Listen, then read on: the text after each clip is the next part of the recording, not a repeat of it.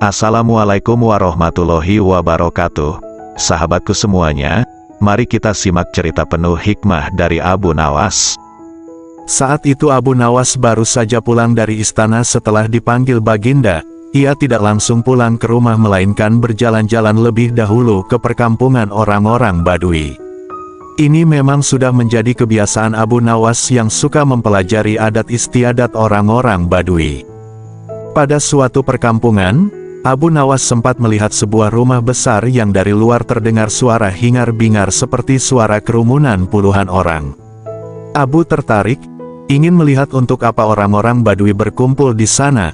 Ternyata di rumah besar itu adalah tempat orang Badui menjual bubur haris, yaitu bubur khas makanan para petani. Tapi Abu Nawas tidak segera masuk ke rumah besar itu. Merasa lelah dan ingin beristirahat, maka ia terus berjalan ke arah pinggiran desa. Abu Nawas beristirahat di bawah sebatang pohon rindang. Ia merasa hawa di situ amat sejuk dan segar sehingga tidak berapa lama kemudian gantuk dan tertidur di bawah pohon. Abu Nawas tak tahu berapa lama ia tertidur. Tahu-tahu ia merasa dilempar ke atas lantai tanah. Brak, lapun tergagap bangun. "Kurang ajar, siapa yang melemparku?" tanyanya heran sembari menengok kanan kiri.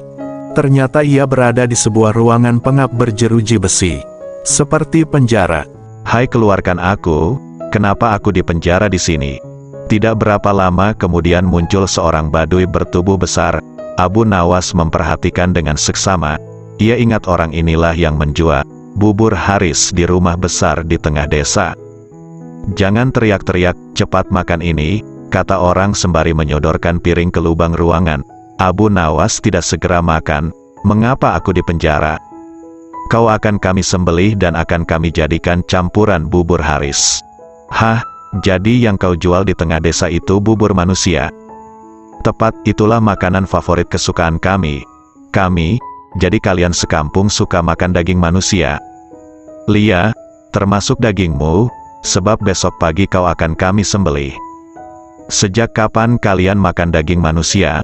"Oh, sejak lama, setidaknya sebulan sekali kami makan daging manusia." "Dari mana saja kalian dapatkan daging manusia?" "Kami tidak mencari kemana-mana. Hanya setiap kali ada orang masuk atau lewat di desa kami pasti kami tangkap dan akhirnya kami sembelih untuk dijadikan bujur." Abu Nawas diam sejenak, lah berpikir keras bagaimana caranya bisa meloloskan diri dari bahaya maut ini. Lah merasa heran, kenapa Baginda tidak mengetahui bahwa di wilayah kekuasaannya ada kanibalisme, ada manusia makan manusia. Barangkali para menteri hanya melaporkan hal yang baik-baik saja.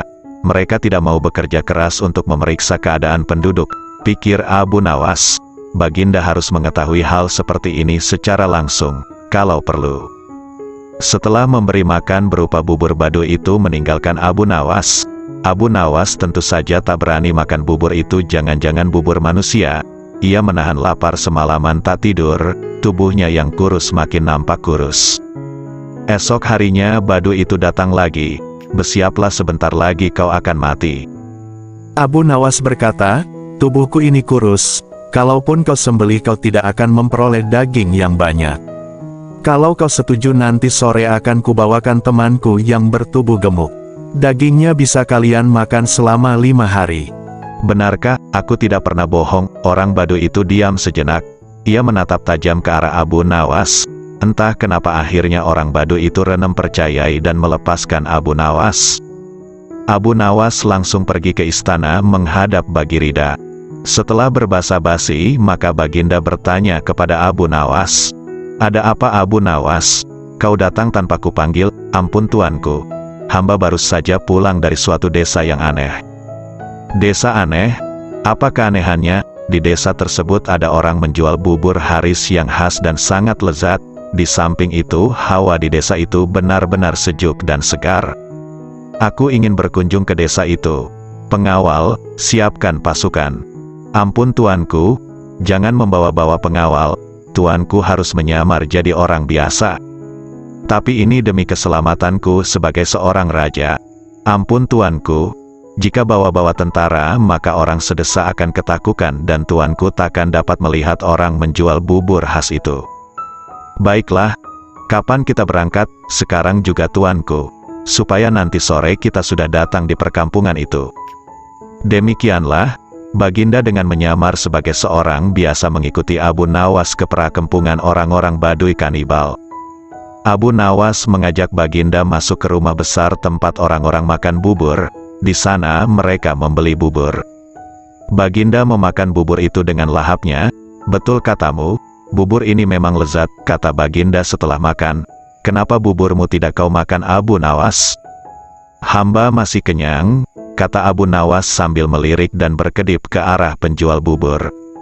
Setelah makan, Baginda diajak ke tempat pohon rindang yang hawanya sejuk. Betul juga katamu, di sini hawanya memang sejuk dan segar.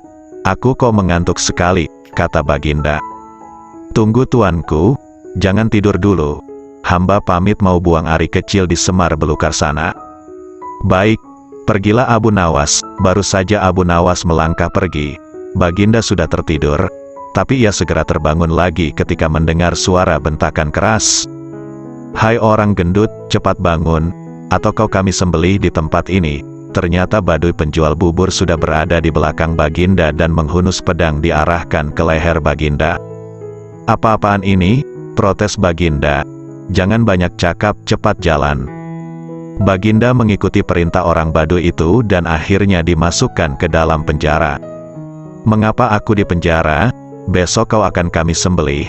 Dagingmu kami campur dengan tepung gandum dan jaduilah bubur Haris yang terkenal lezat. Hahaha. Astaga, jadi yang kumakan tadi. Betul kau telah memakan bubur kami, bubur manusia. Huk, Baginda mau muntah tapi tak bisa. Sekarang tidurlah, berdoalah, sebab besok kau akan mati. Tunggu, mau apa lagi? Berapa penghasilanmu sehari dari menjual bubur itu? 50 dirham, cuma segitu, Lia. Aku bisa memberimu 500 dirham hanya dengan menjual topi. Ah, masak, sekarang berikan aku bahan kain untuk membuat topi. Besok pagi boleh Kail coba menjual topi buatanku itu ke pasar. Hasilnya boleh kau miliki semua. Baduy itu ragu, ia berbalik melangkah pergi. Tak lama kemudian kembali lagi dengan bahan-bahan untuk membuat topi. Esok paginya Baginda menyerahkan sebuah topi yang bagus kepada si Baduy. Baginda berpesan, juallah topi ini kepada Menteri Farhan di Istana Baghdad. Baduy itu menuruti saran Baginda. Menteri Farhan terkejut saat melihat seorang Baduy datang menemuinya. Mau apa kau? Tanya Farhan. Menjual topi ini. Farhan melirik, topi itu memang bagus. Ia mencoba memeriksanya dan alangkah terkejutnya ketika melihat hiasan berupa huruf-huruf yang maknanya adalah surat dari Baginda yang ditujukan kepada dirinya. Berapa harga topi ini? 500 dirham, tak boleh kurang. Baik, aku beli. Baduy itu langsung pulang dengan wajah ceria. Sama sekali ia tak tahu jika Farhan telah mengutus seorang prajurit untuk mengikuti langkahnya. Siangnya prajurit itu datang lagi ke istana dengan melaporkan lokasi perkampungan si penjual bubur. Farhan cepat bertindak sesuai pesan di surat Baginda. 1000 orang tentara bersenjata lengkap dibawa ke perkampungan. Semua orang Baduy di kampung itu ditangkapi sementara Baginda berhasil diselamatkan. Untung kau bertindak cepat, terlambat sedikit saja aku sudah jadi bubur, kata Baginda kepada Farhan.